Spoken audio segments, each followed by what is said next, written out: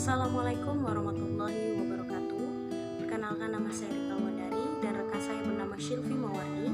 Kami akan menjelaskan tentang positive thinking yang isi kandungan dari surat Al-Hujurat ayat 12. Pertama, sebelum kita membahas tentang isi kandungan dari surat Al-Hujurat itu sendiri, sebaiknya kita memahami sejarah turunnya surat Al-Hujurat. Surat Al-Hujurat merupakan surah ke-49 dalam urutan Mushaf Al-Quran. Diturunkan sesudah surat Al-Mujadalah. Al-Hujurat sendiri diambil dari kata hujurat yang ada pada ayat keempat yang artinya kamar-kamar. 13 surat Al-Hujurat terdiri dari 18 ayat yang termasuk dalam golongan surat Madaniyah atau diturunkan sesudah Nabi hijrah ke Madinah.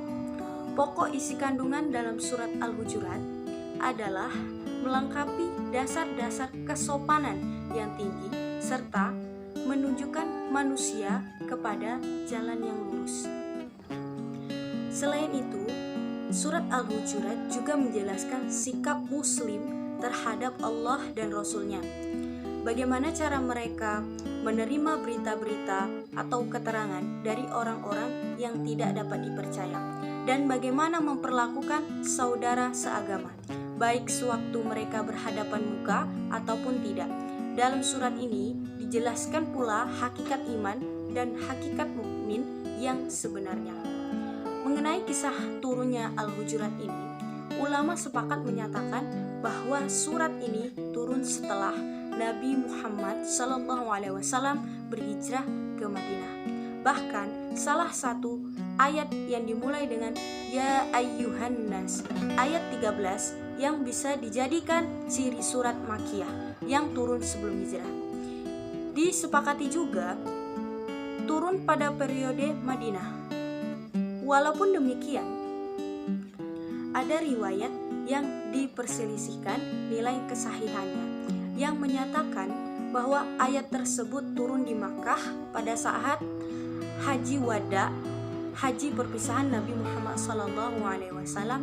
Namun demikian, walaupun riwayat itu benar, ini tidak menjadikan ayat tersebut turun di Makkiyah, kecuali bagi mereka yang memahami istilah Makkiyah sebagai ayat yang turun di Makkah. Nah, pada ayat 12, Allah melarang berburuk sangka kepada orang lain.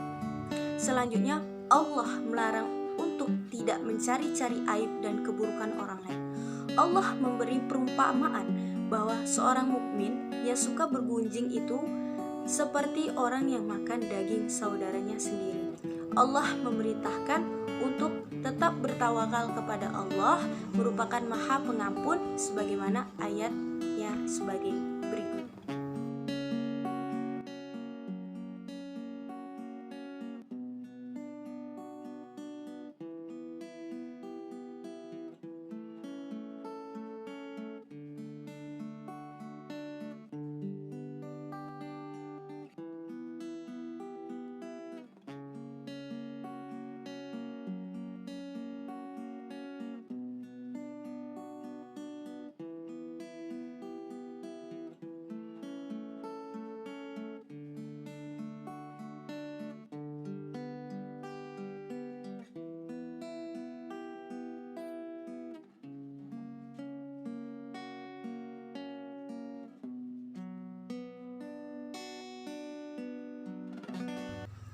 Diriwayatkan dari Rasulullah SAW, sesungguhnya Allah mengharamkan diri orang mukmin, darah dan kehormatannya, sehingga dilarang berburuk sangka di antara mereka. Adapun orang yang secara terang-terangan berbuat maksiat atau sering dijumpai berada di tempat orang yang biasa minum minuman keras hingga mabuk, maka buruk sangka terhadap mereka itu tidak dilarang. Kemudian Allah menerangkan bahwa orang-orang mukmin wajib menjauhkan diri dari prasangka, karena prasangka itu mengandung dosa. Berburuk sangka terhadap orang mukmin termasuk dosa besar karena Allah telah melarangnya. Selanjutnya, Allah melarang orang mukmin mencari-cari kesalahan, kejelekan, serta dosa orang lain. Allah melarang bergunjing dan mengumpat orang lain. Yang dinamakan gibah atau bergunjing itu adalah menyebut-nyebut suatu kejelekan lain yang tidak disukainya. Ia tidak berada di tempat itu pula, baik dengan ucapan atau isyarat, karena demikian itu menyakiti orang yang diumpat. Umpatan yang menyakitkan itu ada yang terkait dengan cacat tubuh, budi pekerti, anak istri, saudaranya, atau apapun yang berhubungan dengan dirinya. Hasan cucu Nabi berkata bahwa bergunjing itu ada 3 macam. Disebutkan ketiganya lah yang disebutkan dalam Al-Quran, yaitu ghibah, ifk, dan buhtan. Gibah atau bergunjing adalah menyebut-nyebut keburukan kepada orang lain. Adapun ifki adalah menyebut-nyebut seseorang mengenai berita-berita yang sampai kepada orang lain. Dan buhtan atau tuduhan palsu adalah bahwa menyebutkan kejelekan seseorang yang tidak ada padanya. Allah menyuruh kaum mukmin supaya tetap bertakwa kepadanya, karena sesungguhnya Allah pengampun terhadap orang yang mau bertaubat dan mengakui kesalahannya. Sesungguhnya Allah Maha Penyayang, tidak ada yang mengazab seorang setelah ia bertaubat. Nah, setelah membahas tentang sejarah turunnya surah Al-Hujurat tadi, kita lanjutkan dengan kosakata dalam Quran surah Al-Hujurat ayat 12. Yang pertama, azan. Al-Hujurat ayat 12, kata azan dalam bentuk masdar dari kata zana yazni, yang berarti menduga atau menyangka, dan memperkirakan bentuk jamaknya adalah zunnun. Umumnya, kata ini digunakan untuk sesuatu yang dianggap tercela dan juga berarti menuduh atau berprasangka. Jadi kata zan menunjukkan sesuatu yang belum jelas dan pasti serta masih bersifat praduga. Yang kedua, wala tajassu. Wala tajassu berasal dari kata jassa yang berarti menyentuh dengan tangan. Sebagian ulama menganggap sama antara has dengan ha, dengan jas dengan jim. Jawassul insan adalah tangan, mata, hidung, dan telinga.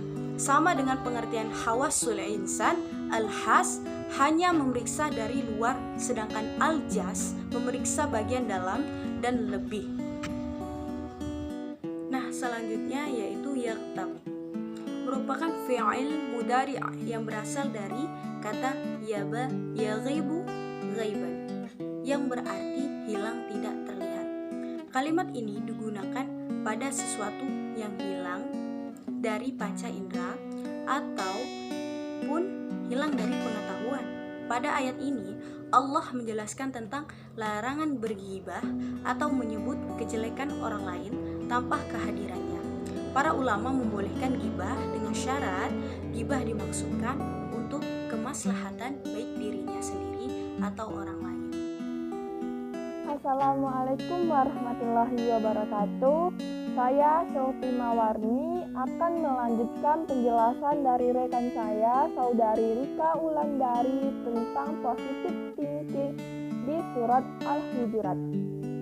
Saya akan menjelaskan materi yang ketiga, penafsiran surat Al-Hujurat. Surat Al-Hujurat itu diartikan dalam bahasa Melayu ialah bilik-bilik. Dalam bahasa Melayu Minangkabau masih menggunakan perkataan bilik-bilik juga. Setelah pengaruh dari bahasa Belanda, bilik diartikan dengan kamar. Surat Al-Hujurat adalah surat ke-49 yang isi kandungannya ialah pokok-pokok kesopanan yang disertai dengan menunjukkan manusia kepada akhlak budi pekerti yang terpuji.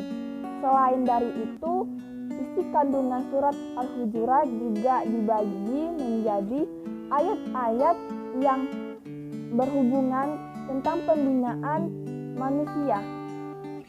Surat Al-Hujurat juga menjelaskan bagaimana yang harus dilakukan oleh seorang hamba kepada Allah dan Nabi, serta dijelaskan juga bagaimana seorang mukmin kepada sesama manusia agar terciptanya kehidupan yang sejahtera dan damai. Adapun etika atau perilaku yang harus kita ketahui demi terciptanya perdamaian dalam surat Al-Hujurat sudah dijelaskan.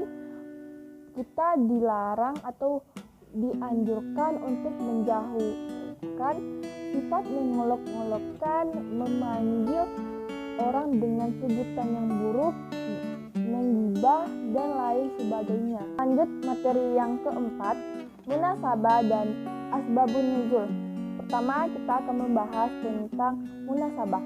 Kata munasabah secara etimologi berarti musakala atau keserupaan dan mukoroba atau kedekatan.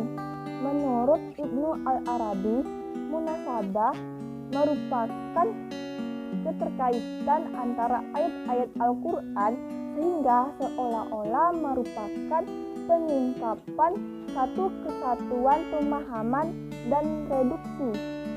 Pertama, pada akhirnya surat Al-Fat dijelaskan bagaimana sikap orang yang beriman dan berpegang teguh pada ajaran Nabi Muhammad. Mereka juga bersikap tegas kepada orang kafir yang mengingkari Nabi Muhammad. Sebaliknya, mereka berkasih sayang kepada sesama Islam. Ini menunjukkan perpaduan Islam dengan bertaraskan akidah semata. Kedua, surat Al-Hujurat menerangkan peraturan dan adab sopan yang harus diikuti oleh orang-orang yang beriman. Surat berikutnya yaitu Al-Qaf yang diturunkan di Mekah mengingatkan kita kembali kepada adanya hari kiamat dan hari pembalasan. Segala perlakuan kita di dunia akan dihisab oleh Allah di hari pembalasan. 3. Dalam ayat 11 Allah menjelaskan bagaimana sebaiknya pergaulan antara orang-orang yang beriman. Di dalamnya terdapat hal-hal yang diperingati oleh Allah agar kaum beriman menjauhkannya karena dapat merusak persaudaraan di antara mereka. Contohnya mengolok-olokkan diri sendiri dan menyebutkan orang lain dengan sebutan yang buruk. Lanjut, kita akan membahas tentang asbabun nuzul. Ibnu Muzir meriwayatkan dari Ibnu Jurayj yang berkata banyak yang mengatakan bahwa ayat ini turun berkaitan dengan Salman Al-Farisi. Suatu ketika Salman memakan sesuatu kemudian tidur.